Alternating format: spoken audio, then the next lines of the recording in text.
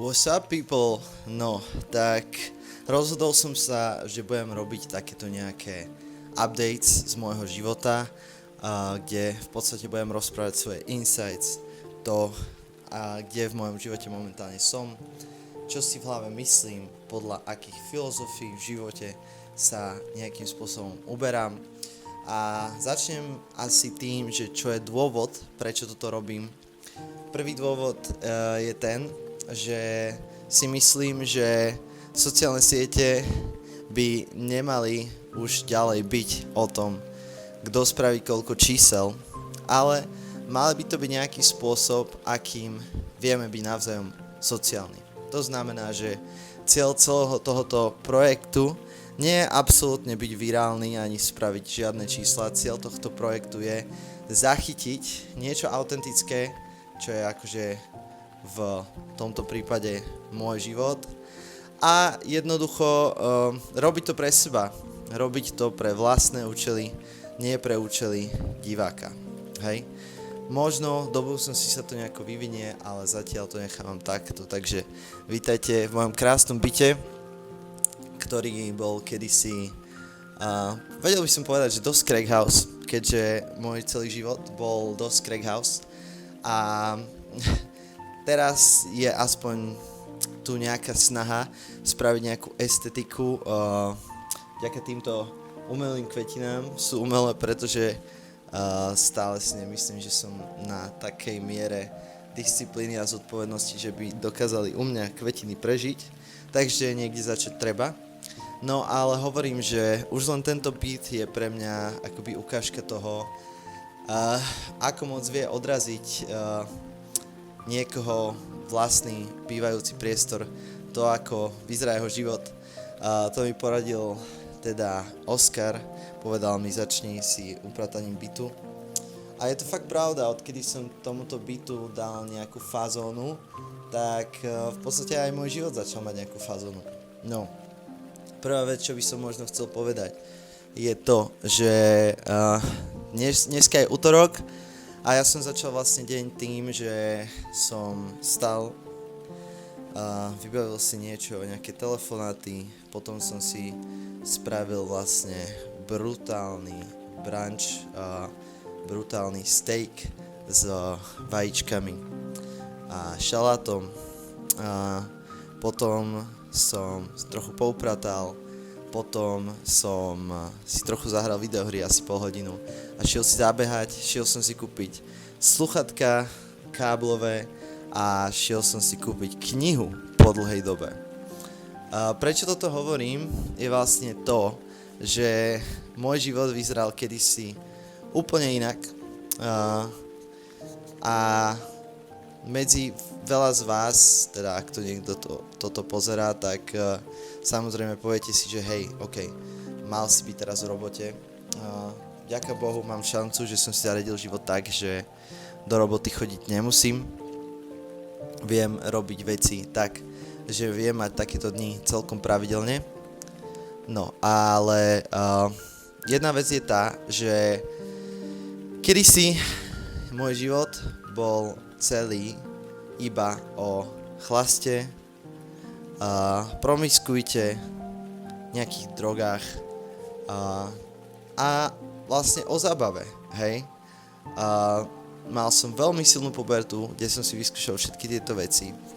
No a v podstate som vždy bol človek, ktorý dúfal a chcel mať a zažívať niečo hlboké, ale paradoxne moja puberta bola najplytkejšia vec v mojom živote. Čo sa našťastie mám pocit, že istým vekom otočilo a začal som môj život dávať naspäť do takých koreňov a povedal som si, že by mal môj život odrážať to, aký som bol, keď som bol dieťa. No a ja keď som bol dieťa, som absolútne nebol žiadny cool guy. Nebol som vôbec sociálny, extrovertný. Práve, že som bol úplný nerd, ktorý nemal ani kamarátov, hral videohry. Miloval tajomstva vesmíru, filozofiu a konšpiračné teórie a tak ďalej. Miloval takisto aj hudbu. No a v podstate o to som sa snažil teraz navrátiť a môj život nikdy nebol šťastnejší, pretože v podstate robím to, čo naplňuje moje staré detské ja. A uvedomil som si strašne veľa insights vďaka tomuto. Môj prvý insight, skúsim ich povedať možno 5. Môj prvý insight je, že chuť za slávou, chuť byť slávny, vie byť z veľkého dôvodu pre veľa ľudí nejaký psychologický nedostatok z ich minulosti. Nehovorím, že nie sú ľudia, ktorí chcú byť slávni pre reálny pocit toho, že niečo dosiahnu, ale poďme si to rozdeliť, že aký je rozdiel medzi tými a tými ľuďmi. Ľudia, ktorí chcú byť slávni z reálnej, genuine, autentickej formy, sú ľudia, ktorí nechcú byť slávni, pretože chcú byť slávni, ale chcú byť možno slávni preto, lebo niečo milujú robiť, nejakú konkrétnu vec a chcú v nej byť najlepší, hej? To znamená, že tá sláva pre nich bude vždy iba byprodukt.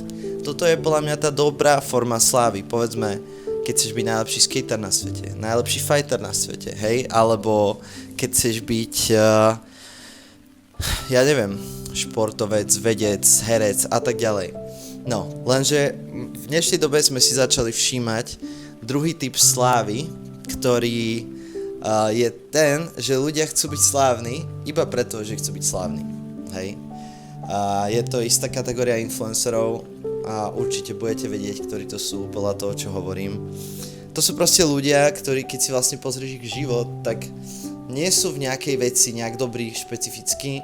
Jediné, čo proste milujú, je prinášať pozornosť, kradnúť ľuďom pozornosť a byť stále rozprávaný. No a fakt, akože som uveril počas mojich skúseností z tejto branže, že toto je vyslovene forma nejakého psychického nedostatku, hej? Je to podľa mňa, samozrejme všetko, čo tu hovorím, je iba môj názor, ale myslím si, že je to nejaká forma zaplniť nejaký prázdny priestor, ktorý v živote nedostali. Je to forma toho, že proste sú to ľudia, ktorí sa nevedeli vysporiadať s tým pocitom, že nikdy nemajú dosť, hej? A keď niekto má pocit, že z toho stále potrebuje viac a viac, to niečo ukazuje, hej? Ukazuje to nejaký hlboký emocionálny nedostatok. Lebo v skutočnosti, keď sa na život pozrieš,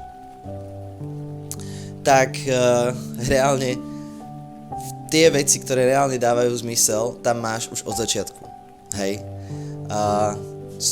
Je to láska, je to nejaká socializácia, si to ty, svoje vlastné myšlienky, je to príroda, sú to maličkosti, sú to krásne momenty a vlastne reálne myslím si, že všetky ostatné veci, ktoré v živote existujú mimo týchto vecí, sú iba vymyslené blbosti, ktoré si ľudia dali ako, povedzme, že druhá vrstva, tretia vrstva, štvrtá, piata, šiesta vrstva existencie, hej? Dám vám príklad, ok? Predstavte si napríklad jedlo a stravovanie, hej? Reálne je dokázané, že najzdravší spôsob stravovania, aký môže byť, je to, že si kupujete proste potraviny, ktoré sú z dobrých zdrojov, hej? A sú proste kvalitné a tieto potraviny si varíte, hej? Tá zaujímavá vec je napríklad, že ten rozdiel medzi kvalitnými a nekvalitnými potravinami není až tak veľký, hej? Že keď si kupujete nejaké lacné potraviny v Lidli, ale ak si kupujete tie potraviny, ktoré sú od proste praveku prirodzené pre človeka, povedzme mäso, povedzme zelenina, povedzme ovocie, hej. Táto ďalšia kategória nie sú od praveku, ale napríklad ryža, hej, alebo hociaké prílohy. Ja napríklad už niekoľko mesiacov sa snažím jesť iba mäso, čo si kúpim, väčšinou si k nemu spravím nejakú ryžu a nejakú zeleninu. Je to extrémne jednoduché spraviť, trvá ti to 10-15 minút spraviť, hej, na celý deň. Aj na 2 dny, aj na 3, podľa toho, koľko toho navaríš. Je to extrémne zdravé, moje brúško sa nenadúva, hej, čo som si myslel, že to je proste bežná vec, to sa proste už nedeje, hej. A tretia vec, že ti to dá strašne veľa energie, keď takto ješ. No. A toto, presne tento typ jedla je ten prvý stupeň. Veci, čo tu boli vždy a čo ti vždy budú najprirodzenejšie. A reálne to sú veci, ktoré kebyže iba máš, tak tieto veci ti budú stačiť. A budeš žiť zdravo, budeš žiť pravdepodobne veľmi dlho, hej? Ak budeš jesť iba tieto veci. No ale potom sú tam proste ďalšie layery, ako je napríklad fast food, hej? To by som povedal, že môže byť až taký layer 5, 6, 7 a to sú reálne jedlá, ktoré ti nespravia dobre, hej? Ty ich absolútne nepotrebuješ. Minieš za nich viac, ako keby si kúpil potraviny, hej? Jediný dôvod, prečo si ich dáš, je lebo si ulietaný, si v robote a tak ďalej. Nechce sa ti nakúpiť potraviny, nechce sa ti kúpiť, spraviť to jedlo, nechce sa ti ho nosiť do roboty a tak ďalej, hej? Ale to sú také mini bloky, ktoré by ti zmenili život úplne od koreňa, hej? No a zober si, že napríklad toto jedlo je dokázané, že ti vytvára proste horšiu zdravotnú situáciu, hej? Vie ti zvýšiť level cukru, vie ti zvýšiť šancu kardiovaskulárnych chorôb, šancu rakoviny, všetky tieto veci, hej? Všetky tieto veci, ktoré keď sa ti stanú, keď budeš konzumovať toto jedlo, podporia iba ďalší trh, hej? Proste, kebyže predstav si, že tieto veci si nejedol, tak je oveľa menej rakoviny a je oveľa menej chorôb.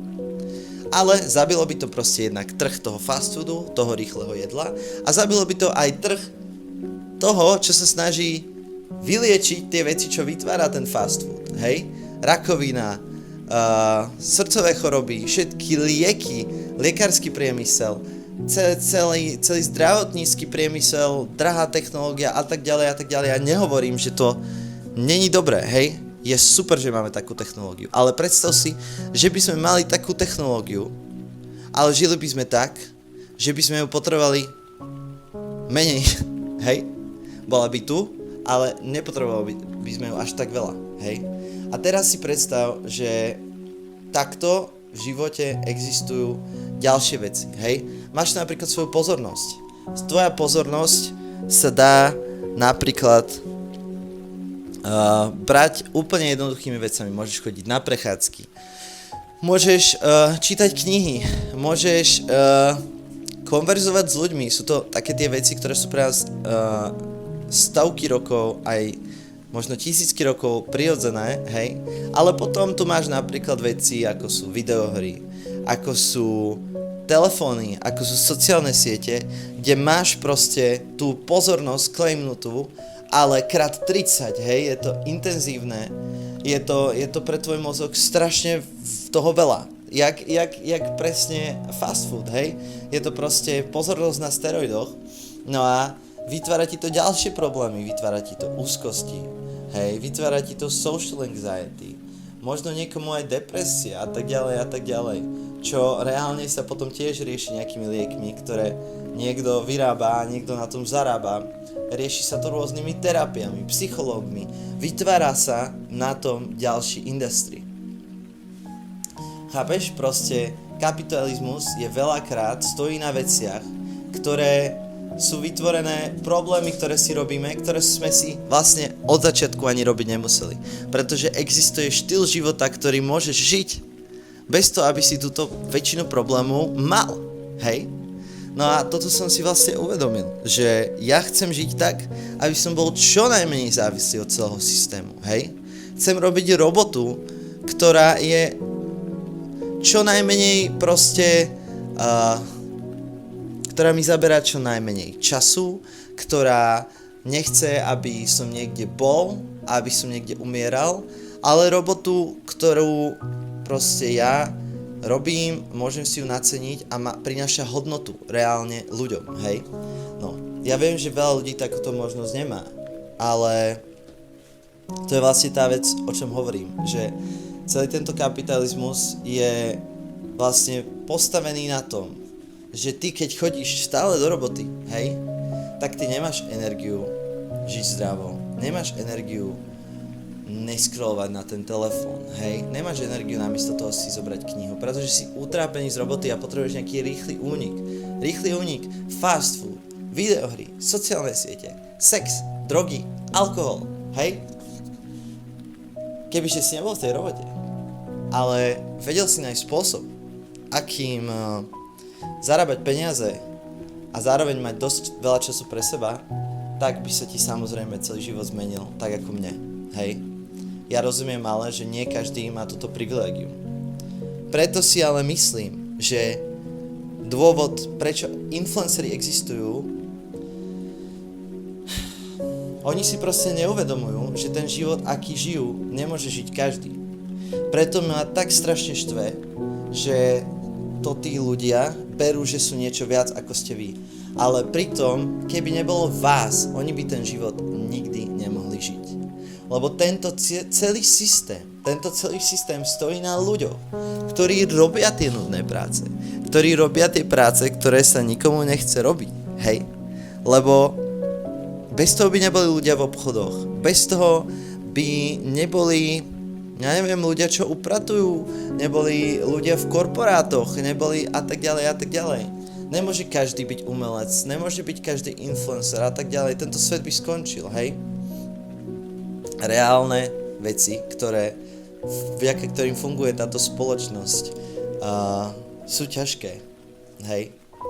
No a preto sa mi nepáči to, že vlastne vy ako ľudia, ktorí robíte tieto ťažké roboty, 9 to 5s, si berete za vzorov ľudí, ktorí môžu fungovať iba kvôli tomu, môžu robiť holú piču celý deň, kvôli tomu, že vy robíte tú ťažkú robotu. Takže vás vlastne presrali. A vy ste sa vlastne obsrali tým, že ich berete z svojich vzorov, lebo to sú iba ľudia, ktorí využívajú svoju pozíciu. Využívajú to, že je veľa normálnych, obyčajných ľudí, ktorí robia tie práce na to, aby systém fungoval. A oni sú iba tí šašovia, čo sa dajú nad vás, aby mohli mať peniaze z nič nerobenia. To je presne dôvod, prečo pre mňa je mega ťažké byť nejaký influencer alebo sa verejne prezentovať. Pretože ja mám taký pocit, že to, že žijem tento nudný život, mi dáva právo iba držať biču a užívať si ho a byť vďačný za každého človeka, ktorý robí tú ťažkú prácu. A reálne sa chcem brať za najnižšiu vrstvu, niečo na najnižšom priečinku, pretože kebyže tu nie som ja, tak si myslím, že sa veľa vecí nezmení. Hej? Preto si myslím, že by ste sa mali pozerať inak na influencerstvo. A na všetkých týchto ľudí. Hej? Samozrejme, hovorím, ja už influencera nerobím.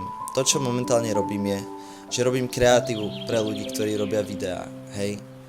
Vďaka tomu môžem žiť takýto život, ktorý som si vybral. Pretože mám pocit, že som proste úplne nevyužiteľný do spoločnosti, mávam úzkosti, nikdy som nevedel vydržať v žiadnej robote nejak dlho, lebo proste som to nedával psychicky. Som reálne slabý článok, berem to tak. A to je dôvod, prečo som si našiel tieto obštrukcie, tieto šmičky, aby som mohol žiť takto. Aby som mohol žiť v kľude, aby som mohol žiť bez stresu, lebo viem, že žiť ťažko, neviem. Teraz zhrniem vlastne to, čo som chcel povedať ako myšlienku. Je síce cool, keď vám niekto hovorí, aké je to super žiť zdravý život. Ale oni si neuvedomujú, že väčšina z vás si to nemôže dovoliť. Že si vyžaduje extrémnu dávku disciplíny. Žiť disciplinovaný a zdravý život. Popri tom, keď váš niekto stále jebe do ryti v nejakej robote. Keď prídete domov vyčerpaní z celej tej roboty, ktorú neznášate. A ešte máte si variť, byť zdravý, než sa napiť a vypiť si, alebo si dať trávu, alebo hociaký ukludňovák. They don't know what they're fucking talking about. Takže tým, čo som týmto chcel povedať je, že Hoci akú robotu robíš, hoci ako obyčajný sa cítiš, tak vec, že tento svet by bez teba nefungoval. Si extrémne dôležitý. Dobre, tak toto bolo všetko a vidíme sa teda pri ďalšom myšlenkovom pochode. Držte sa, pa pa.